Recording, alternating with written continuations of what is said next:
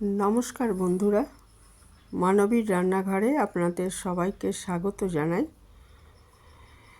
আমার আজকের রেসিপি মটরশুঁটির ঘুগনি বা কড়াইশুঁটির ঘুগনি। এই মটরশুঁটির সময় তো প্রায় শেষই হয়ে এলো, আর বেশি দিন পাওয়া যাবে না। এরপরে যেটা পাওয়া যাবে সেটা হচ্ছে ফ্রোজেন মটরশুঁটি।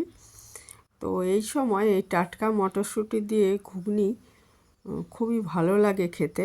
আপনারা অনেকেই নিশ্চয়ই বানান, তবু আজকে এই রেসিপিটা শেয়ার করলাম। এর জন্য আমি এক বাটি মটরশুঁটি ছাড়িয়ে রেখেছিলাম, সেটা নিয়েছি।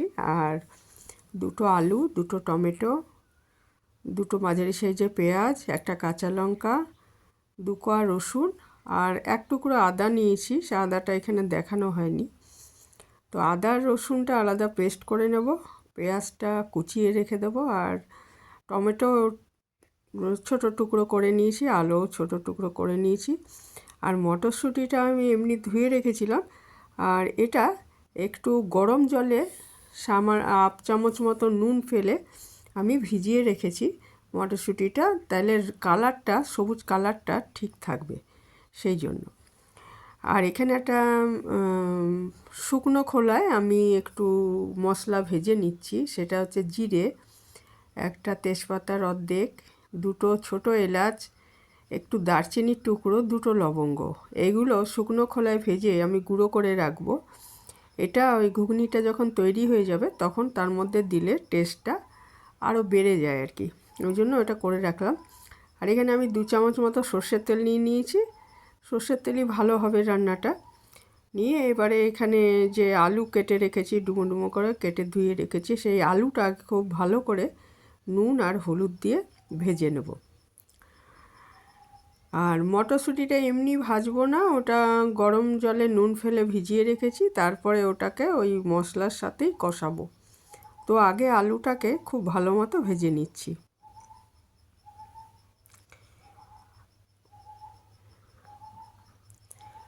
আলুটা ভাজা হয়ে গেছে, এটাকে আমি তুলে রাখলাম একটা জায়গায়।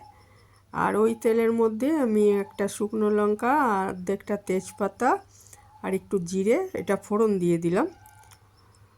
ফোড়নটা ভাজা হয়ে গেলে এর মধ্যে আমি টুকরো করে রাখা পেঁয়াজ দিয়ে দেব।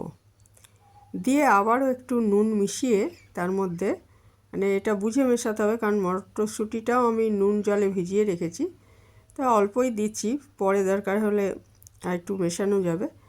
তো এর মধ্যে আমি নুন দিয়ে এটাকে ভালো মতো ভেজে নিচ্ছি। পেঁয়াজটা নুন আর হলুদ দিয়ে আমি একটু ভালো মতো ভেজে নিচ্ছি।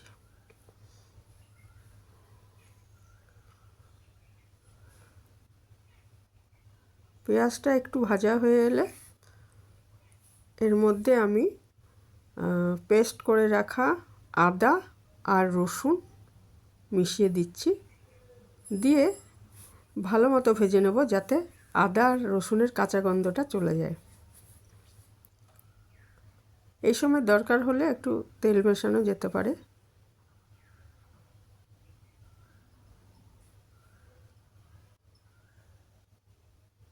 তো আমার এই মশলাটা ভাজা হয়ে গেছে মোটামুটি। এরপরে আমি একটুখানি ধনে গুঁড়ো দিয়ে দিলাম 1 চামচ মতো, আর 1 চামচ দিয়ে দিলাম জিরে গুঁড়ো, আর একটু লাল লঙ্কার গুঁড়ো দিয়ে দিচ্ছি।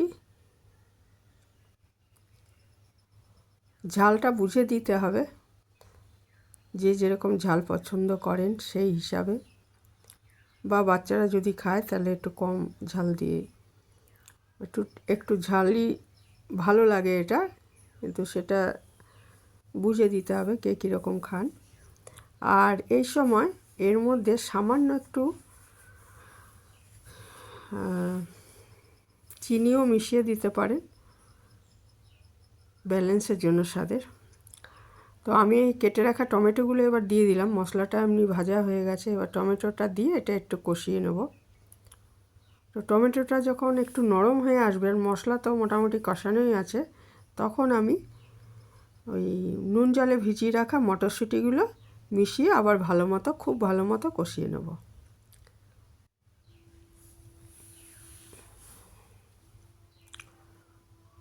খুব ভালো মতো এটা কষিয়ে নিচ্ছি, মটরশুঁটিটা দিয়ে মশলাগুলো খুব ভালো মতো কষিয়ে নিচ্ছি।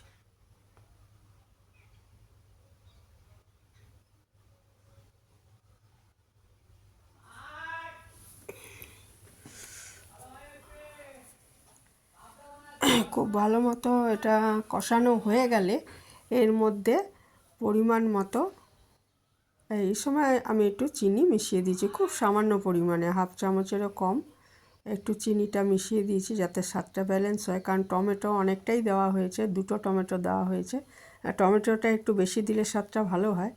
তো সেই টক ভাবটা একটু ব্যালেন্স করার জন্য একটু সামান্য চিনি দেওয়া হয়েছে।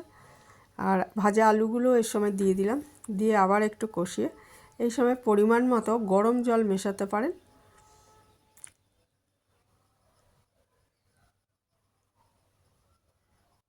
পরিমাণ মতো জল মিশিয়ে এটাকে ঢেকে 5-6 মিনিট রান্না করে নেব। আর যতক্ষণ না আলু আর মটরশুঁটিটা সেদ্ধ হয়ে যায়।